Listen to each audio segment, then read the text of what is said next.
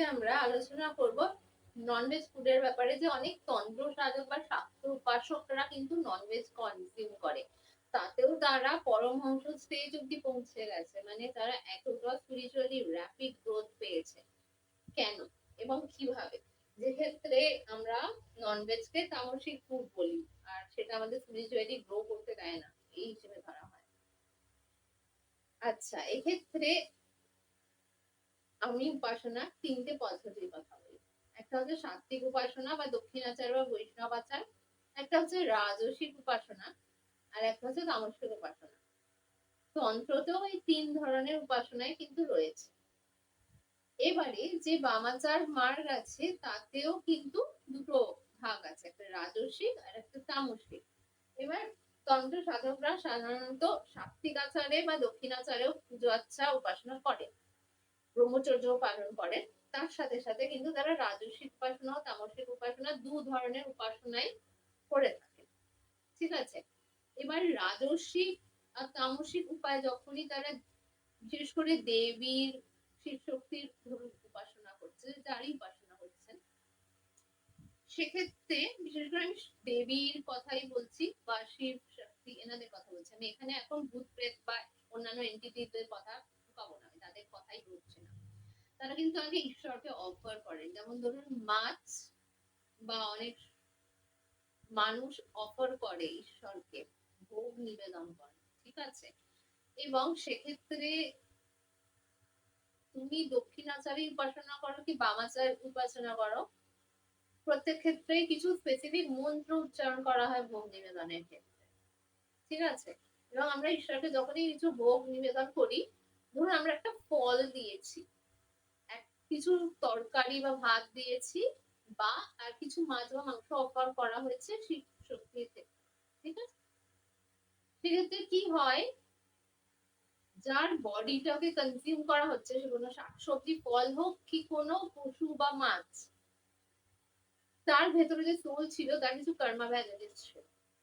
এবার এনার্জি কিভাবে ট্রান্সফার হয়, যে কনজিউম করছে তার বডিটাকে, কর্মাটা কিন্তু সেই বডির মধ্যে দিয়ে সেই সোলের মধ্যে ট্রান্সফার হয়ে যাচ্ছে। মানে ধরুন আমি একটা ফল খাচ্ছি বা আমি একটা মাছ খাচ্ছি, তো তার ভেতরে সেই গাছটার মধ্যে যে সোল ছিল, সে তার কিছুটা কর্মা কিন্তু খাবারটার মধ্যে দিয়ে আমার মধ্যে চলে আসে। বা যে মাছটা বা মাংসটা আমি খাচ্ছি, সেই বডিটাতে যে সোল ছিল তার কিছুটা নেগেটিভ কর্মা কিন্তু আমাকে বের করতে হচ্ছে টু সাম এক্সটেন্ট। তো যখন আমরা ঈশ্বরকে ওটা দিয়ে দিচ্ছি, ভোগ নিবেদন করছি, তখন ওই কর্মাটাকে কিন্তু ঈশ্বর নিউট্রাল করে দেয়, একদম ট্রান্সমিউট করে ছাড়ে। Number one. আর নাম্বার টু, বিশেষ করে মাছ মাংসর ক্ষেত্রে তো যখন কিছু কিছু ক্ষেত্রে উপাসনায় দেখবেন কারণ বা অ্যালকোহল অফার করা হয় দেবতাকে, সেক্ষেত্রে কিন্তু তারা, মানে যারা তন্ত্র উপাসক হন সাধারণত মেইন স্ট্রিম তন্ত্রাতে যারা আছে আমাদের, আমরা যেমন হিলার কমিউনিটিতে বেয়ার করি, আমরা এই ধরনের উপাসনার মধ্যে যাই না সাধারণত। বাট যারা মেইন স্ট্রিম তন্ত্রাতে আছে, তারা কিন্তু একদম মানে যখন মাছ অফার করছে কি মাটন অফার করছে, যাই অফার করছে, মন্ত্র শুদ্ধি করে, মন্ত্র শুদ্ধি করে একদম যত নেগেটিভ কর্মা ব্যাগেজেস আছে ওগুলো হাটাতে থাকে। এবং তাদের যে সোল, সে যদি কোনোভাবে কার্স হয়েছিল, সে কার্স গুলো হাটাতে থাকে। যত কিছু অপবিত্র ছিল বা নেগেটিভিটি ছিল সেই সোলের আর বডির সাথে অ্যাসোসিয়েটেড, সেগুলো মন্ত্র উচ্চারণ করে করে কিন্তু সেগুলোকে সব বের করে একদম এনার্জিটাকে ট্রান্সমিউট করে সেটাকে পুরো পিউরিফাই করা হয়, তবে সেটা ভগবানের কাছে ভোগ হিসেবে নিবেদন করা হয়। তন্ত্র সাধকরা সাধারণত এইভাবেই কাজ করে। এমনকি অ্যালকোহল অফার করলো, যেমন ভৈরবজির কাছে আরো অনেক স্পেসিফিক টেম্পলে দেখা যায় অ্যালকোহল অফার করা যায়, একদম পিউরিফাই করে তারপরে কিন্তু অফার করা হয়, না হলে কিন্তু সে পুরোহিত অফার করবে না সেটা as it is.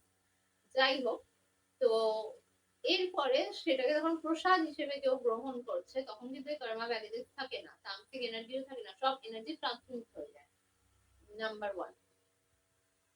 Number two, কেউ ধরুন এবার বলেন যারা শাক্ত উপাসক অথচ বাড়িতে হয়তো মাকে ভোগ দিচ্ছেন না, মহাদেবকে ভোগ দিচ্ছেন না, খাচ্ছেন, তারা দেখবেন মনে মনে হয়তো স্মরণ করে পুরো খাবারটাকেই ঈশ্বরের চরণে সমর্পণ করে দিয়েছে, করে খাচ্ছে। কিছু ক্ষেত্রে যারা ভীষণ স্পিরিচুয়াল, মানে মেইন স্ট্রিম সাধনায় আছে কিন্তু শাক্ত মতে বা তন্ত্র মতে।